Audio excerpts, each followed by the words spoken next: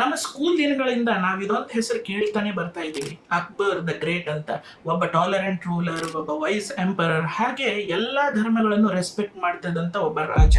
And S, Indian history ಒಳಗಡೆ ಅಕ್ಬರ್ ಒಬ್ಬ powerful ruler ಹಾಗೆ ಎಂಪರರ್ ಅನ್ನೋ ಫ್ಯಾಕ್ಟ್ ನಾವು ಡಿನೈ ಮಾಡೋದಕ್ಕಾಗೋದಿಲ್ಲ.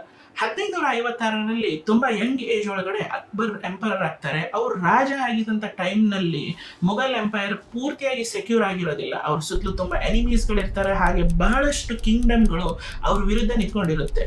ಅವರ ಒಂದು ಸಣ್ಣ ತಪ್ಪು ಅವರ ಕಂಪ್ಲೀಟ್ ರೂಲಿಂಗ್ ಪೀರಿಯಡ್ ನ ಎಂಡ್ ಮಾಡಬಹುದಾಗಿತ್ತು. But Akbar survived. Not just survived, he grew Mughal empire to one of the strongest at that time. Akbar ತುಂಬಾ ಯಂಗ್ ಏಜ್ ಒಳಗಡೆ ಒಂದ್ ವಿಷಯ ಅರ್ಥ ಮಾಡ್ಕೊಂಡಿದ್ದ, ಇಂಡಿಯಾನ ಬರೀ ಸ್ವಾರ್ಡ್ ಇಂದ ರೂಲ್ ಮಾಡೋದಕ್ಕಾಗಲ್ಲ ಅಂತ.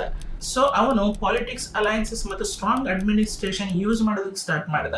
ಅವನು ಮೆನಿ ರಾಜ್ಪೂತ್ ನೋಬಲ್ಸ್ ಗಳನ್ನ ಕೋರ್ಟ್ ಒಳಗಡೆ ಕರೆ ತಂದ, ಹಿಂದೂಸ್ಗೆ ತುಂಬಾ ಇಂಪಾರ್ಟೆಂಟ್ ಪೊಸಿಷನ್ ಕೊಟ್ಟ, ಹಾಗೆ ಆರ್ಟ್, ಆರ್ಕಿಟೆಕ್ಚರ್, ಮ್ಯೂಸಿಕ್ ಮತ್ತು ಡಿಬೇಟ್ಸ್ಗೆ ತುಂಬಾ ಸಪೋರ್ಟ್ ಮಾಡ್ದ.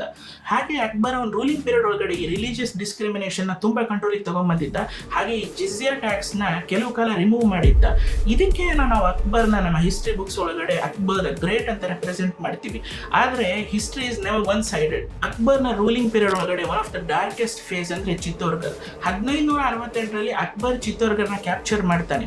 ರಜಪೂತ್ಸ್ಗೆ ಚಿತ್ತೋರ್ ಜಸ್ಟ್ ಒಂದು ಫೋರ್ಟ್ ಅಲ್ಲ, ಅದು ಅವರ ಆನರ್, ಅದು ಅವರ ಪ್ರೈಡ್, ಅದು ಅವರ ಫ್ರೀಡಮ್. ಅವರು ಮುಘಲ್ ಆರ್ಮಿ ವಿರುದ್ಧ ತುಂಬಾ ಬ್ರೇವ್ ಆಗಿ ಫೈಟ್ ಮಾಡ್ತಾರೆ. ಆದ್ರೆ ಆಫ್ಟರ್ ಅ ಲಾಂಗ್ ಬ್ರಿಚುವಲ್ ಸೇಜ್ ಅವರು ಅವರ ಚಿತ್ತೋರ್ಗರ್ ಫೋರ್ಟ್ ನ ಕಳ್ಕೊಂತಾರೆ. ಒಂದು ಹಿಸ್ಟ್ರಿ ಅಕೌಂಟ್ಸ್ ಮೂಲಕ ಹೇಳೋದಾದ್ರೆ ಆ ಟೈಮ್ ನಲ್ಲಿ 30,000 ಜನ ಅವರ ಜೀವನ ಕಳ್ಕೊಂತಾರೆ. ಈಗ ನನ್ನ real question, was Akbar really the great, or he was just an successful conqueror whose winnings came on terrible human cost? ನೋಡಿ, ಟ್ರೂ ಗ್ರೇಟ್ನೆಸ್ ಅಂದ್ರೆ ಬರೀ ದೊಡ್ಡ ದೊಡ್ಡ ಕೋರ್ಟ್, ಪ್ಯಾಲೇಸ್ ಅಥವಾ ಎಂಪೈರ್ ಬಿಲ್ಡ್ ಮಾಡೋದಷ್ಟೇ ಅಲ್ಲ.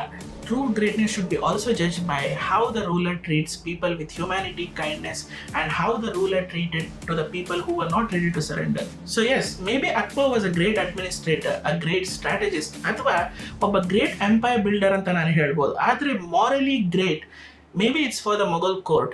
ಆದ್ರೆ ಚಿತ್ತೋರ್ ಪೀಪಲ್ ಹತ್ರ ಕಂಪ್ಲೀಟ್ಲಿ ಡಿಫ್ರೆಂಟ್ ಸ್ಟೋರಿ ಇತ್ತು. ಅದೇ may be the truth of the history.